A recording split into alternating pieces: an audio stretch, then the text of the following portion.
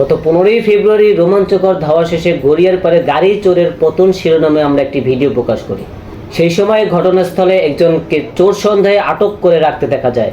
তবে পরবর্তীতে বেরিয়ে আসে এক চাঞ্চল্যকর তথ্য ও ভিন্ন বাস্তবতা। কি ছিল সেই ঘটনার আড়ালের গল্প? চলুন দেখে আসি বিস্তারিত।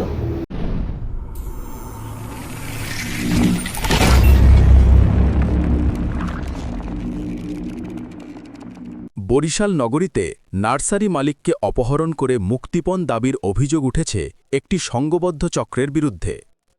এই চক্রের সদস্যরা হলেন বানারীপাড়ার চাওলাকাঠি গ্রামের অমল কৃষ্ণের ছেলে তাপস রায়, ইলুহারের মাধব বিক্রমের ছেলে মনোজ বিক্রম, আগৈলঝাড়ার পশ্চিম বাগদার সুশীল সমদ্দারের ছেলে সুমন সমদ্দার। গুরুতর আহত অবস্থায় ওই ব্যবসায়ী হাসপাতালে চিকিৎসাধীন রয়েছেন।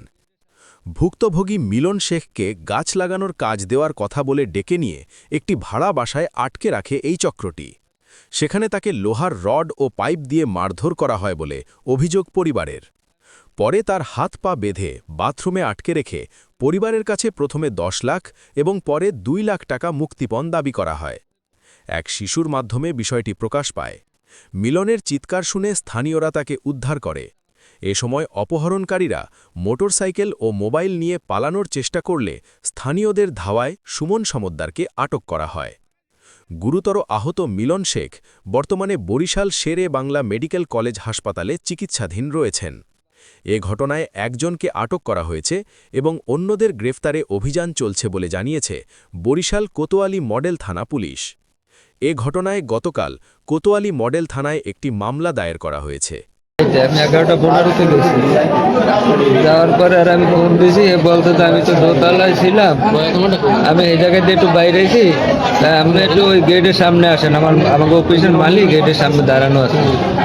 তাই আমি গেটের সামনে গিয়েছি, যাই আবার আরো ফোন দিয়েছি, এই যে সাদা শার্ট পরা ওই আমাকে মালিক অফিসের, পরে নিয়ে একটু আমি ভিতরটা ঘুরিয়ে দেখেন। তাই আমি ওর ভিতরটা ঘুরাইয়ে দেখিয়া আর এবার মোটরসাইকেলের দিকেই এখন কোথায় যাওয়া লাগবে, কারণ রহমতপুর যাওয়া লাগবে, ওখানে সারের প্রজেক্ট আছে, ওই প্রজেক্টে গাছ লাগাবো, এরপরে এইটারে ঠিক করে দেবে। তার আমার ওই রহমতপুর নিয়ে যাওয়ার পথে আমার গাড়ির তেল কমে গেছে, আমি এবার 7 মাইল দিয়ে 200 টাকার তেল লইছি। এরপরে পল্লী বিদ্যুৎটা পার আনার পরে হাতের বাম সাইডে একটা পরিত্যক্ত বাড়ির মতো সামনে একটা গেট করা, ওখানে নিয়ে আমার কাজের ভিতরে ঢোকেন, এটার ভিতরে কাজ।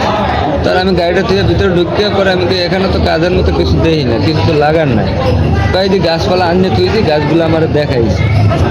দেখানোর পরে আবার আমি এই গাছ কারণ ভিতরে আরও আছে, এই কইয়া যে আমার ভিতরে কয়েকটু দেখেন, যে ভিতরে আমি ঢোকাল হয়েছি, পিছন দিয়ে তাপস বাইরেই আমার ঠেলা দিয়ে রুমের ভিতরে নিয়ে দরজাটা আটকে দিয়ে গামছা দিয়ে 2 জনের প্যান্ট নিয়ে ধরছে।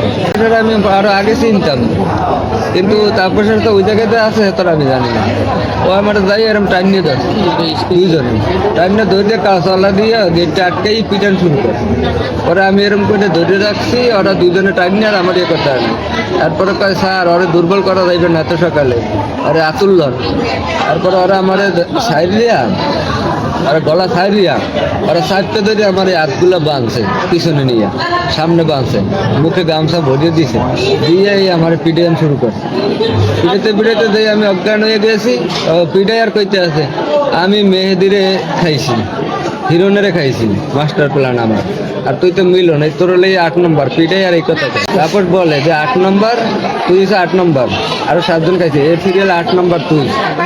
এই আমার এরকম করে পিটাইয়া পরে আমার অজ্ঞান বানাইয়া বাথরুমের মধ্যে নিয়ে একটা থালা দিয়ে ডাকিয়ে দিয়েছে বাংলা অবস্থা। তারপর আইয়া আর আবার 3 জন আইছে, আইয়া আমার কোলে করে 3 জনে উঠাইয়া অগ রুমে নিয়েছে, নিয়ে আমার মুখটা খুলছে, খুললে আমি কইতে আছে তোরা আমি যা কমো হে কবি, 8 লাখ টাকা আনবি বাসা দিয়ে। যে আমি কাজ পাইছি এক জায়গায় গৌর নদী, তোর বাসা দিয়ে ফোন দিয়ে 8 লাখ। আমি তো ভাই 8 লাখ টাকা দেওয়ার মতো ক্ষমতা আমার নাই, তাহলে 2 লাখ আনাবি, 2 লাখ আনাবি, তাহলে তোর সাইডে দিবি। আমি তো ভাই 2 লাখ আনাবো, তাই জান আমি একটা ফোন দিই। তার আমি আমার শ্বশুরে ফোন দিয়েছি, আবার আমার ওরা পানি খাওয়াইছে, পানি খাওয়াই আবার 2 জনে গামছারম টাইমে ধরে রাখছে। যদি একটু এর ওরা যা শিখিয়ে দিয়েছে এর বেশি যদি বলি তাহলে গামছা টান দিয়ে তোর এবারই শেষ। তার আমি কই আমার 2 লাখ টাকা লাগবে, এরকম আমি একটা কাজ পাইছি। আব্বা কোন জায়গায়? আমি কি গৌর নদী। এখন হঠাৎ করে তুমি একটা কাজ পাইছো কিছু জানি না শুনি না তা কোন দিয়ে টাকা দেবো, এই আমি যে কান্দে দিয়েছি এই ওরা তারপর ফোনটা নিয়ে ফোনটা কাটিয়ে দিয়েছি, কাটিয়ে নিয়ে আবার আমার মার শুরু করছে, আবার আবার মুখ বাঁধছে বান্ধে আবার নিয়ে আমার বাথরুমে রাখছে, রাখতে আবার কতক্ষণ মারি তোর বউরে ফোন বুঝি আর কেউ নাম্বার আছে এমনি আছে আমার বোন নাম্বার আছে, ওরে ফোন দেখি ওরে ফোন দিতে লইছি, এর মধ্যে আবার এমনি আমার পানি খাওয়াইছে, পানি খাওয়াই আবার মুখ ছাড়ছে, খাইতে আবার ওর ধর এটা তোর বউরে কবি আমি 2 লাখ টাকা নিয়ে বোন মধ্যে মানে পাঠিয়ে দিতে, এটা নাম্বার দেবো ওই নাম্বারে পাঠিয়ে দেবো। তাহলে আমি এবার আমার বউরে ফোন দিয়ে ওরা তো কইছি যে আমার 2 লাখ টাকা দিতে হইবে, আমি এরকম কাজে পাইছি একে আমি কান্দে দিয়েছি আর ফোনটা কেটে দিয়েছে, কারণ না তোর হইবে না এই কই আমার আবার মার শুরু করে, এই মাঝে আবার বাথরুমে নিয়ে বাথরুমের কমরটারি এটা দাগাইয়া অনেক বয় আমার পিছনে হাত বলতে বাইন দেয় এটি সব কষ্টের দিয়ে আটকাইছে, গলায় কষ্টের দিয়ে আটকাইছে বা কমরের লগে, আবার আমার বেলটা খুললে এই কটা এখানে বাঁধছে, এখানে বাইন্দে আমার পা 3 জায়গায় বাঁধছে, বাইন্দে আমি এখানে দেখা পরে আমার বস্তা দিয়ে ডাকিয়ে তুই আর আটকে বাইরে গেছে।